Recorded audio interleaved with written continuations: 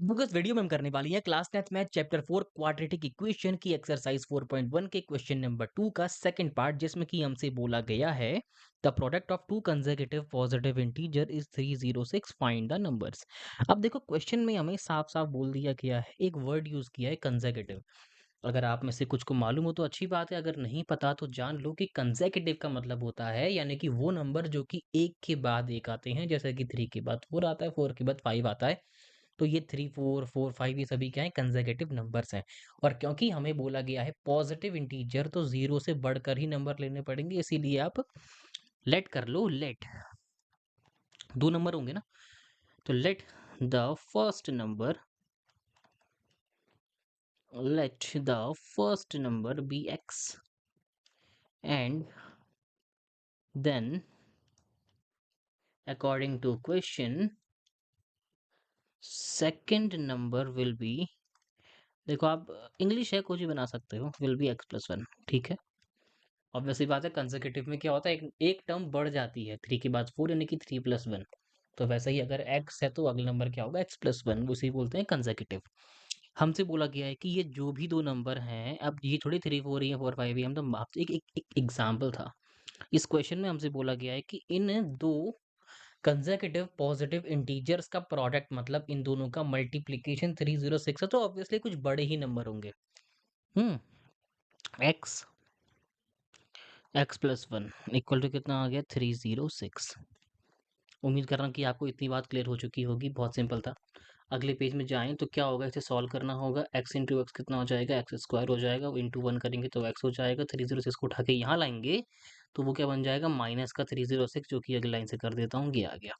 अब आप जल्दी जल्दी मुझे बताओ, यानी कि सोचो अपने दिमाग में कि ये जो क्वाड्रेटिक इक्वेशन बनी है, इसके मतलब इसे सॉल्व करके क्या आएगा। अब देखो ऑब्वियस सी बात है, पहले और आखिरी नंबर का मल्टीप्लाई -306 आएगा, बीच में 1 है, तो यानी कि ऐसे दो नंबर लेने हैं जिनका मल्टीप्लाई करके 306 आए और उनका डिफरेंस मेनली 1 आ जाए।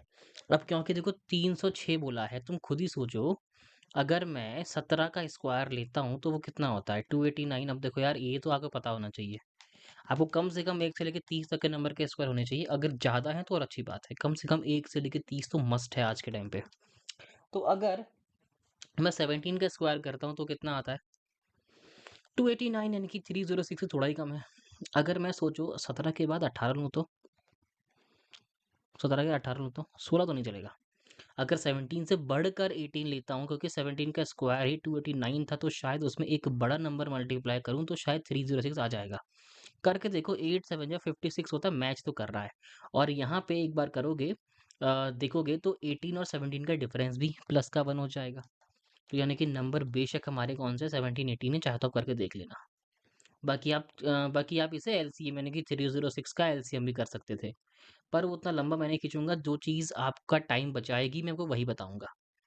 तो प्लस का 18x आया, माइनस का 17x आया, माइनस का 306 आया, इक्वल टू 0 हो गया। इन दोनों का क्या लेंगे, हम गैप ले लेंगे, सॉरी गैप नहीं, पेयर बना देंगे। तो एक्स स्क्वायर प्लस 18x में x कॉमन है, कॉमन निकालना आता होगा उम्मीद कर रहा हूँ। माइनस 17, अगर माइनस कॉमन निकाल लूँ तो यहाँ आ जाएगा, 17 बाहर निकालूंगा तो कितना आएगा, x+18। इतना सोचना ही नहीं है कि इसको डिवाइड करूँ, अरे मत सोचो, यहाँ 18 का यहाँ भी 18 ही आएगा, इतना तो ठीक ही किया हमने। एक कॉन्फिडेंस नामक चीज होती है, सॉरी प्लस 17 नहीं है, -17 हो जाएगा और x+18 हो जाएगा। उम्मीद कर रहा हूँ कि आपको ये बात समझ में आ गई होगी। अब एक बार ध्यान से देखा जाए तो x का वैल्यू 2 आ रहा है, एक 17 आ रहा है, एक माइनस का 18 आ रहा है। क्योंकि हमसे कंसेक्यूटिव पॉजिटिव इंटीजर बोला है तो ये तो नहीं हो सकता, यही है।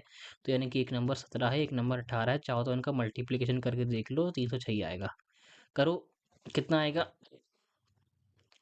ये 20 में कितना कम है, देखो ऐसे कर, ऐसे करो, ये 20 में 2 कम है, ये 20 में 3 कम है, इनका मल्टीप्लाई करना है। तो क्या करेंगे, 20 का स्क्वायर कितना का, देखो 20 इंटू 20 400 हो गया, 20 30 60, माइनस का 40 और प्लस का 6, -60 -40 कितना आएगा, माइनस का 100 आएगा। देखो 400 माइनस 300, 400 माइनस 100 300, 300 प्लस है 306 है।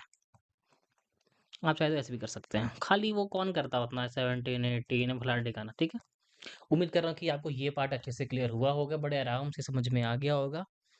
और अगर आपको इसके आगे के सॉल्यूशन चेक करने हैं तो आप आगे के वीडियोस चेक करते हैं इस पूरी प्लेलिस्ट में, जिसका लिंक आपको देखने को मिल जाएगा नीचे डिस्क्रिप्शन में। एंड हाँ, मैंने इस प्लेलिस्ट में शुरू से आपको पढ़ाया हुआ है। पहले मैं आपको करवाऊंगा एनसीईआरटी क्वेश्चन, फिर जाऊंगा मैं एक्स्ट्रा क्वेश्चन में, जो कि आपके बोर्ड्स के पॉइंट ऑफ व्यू से काफ़ी ज़्यादा इंपॉर्टेंट है। तो फॉलो कर लीजिएगा।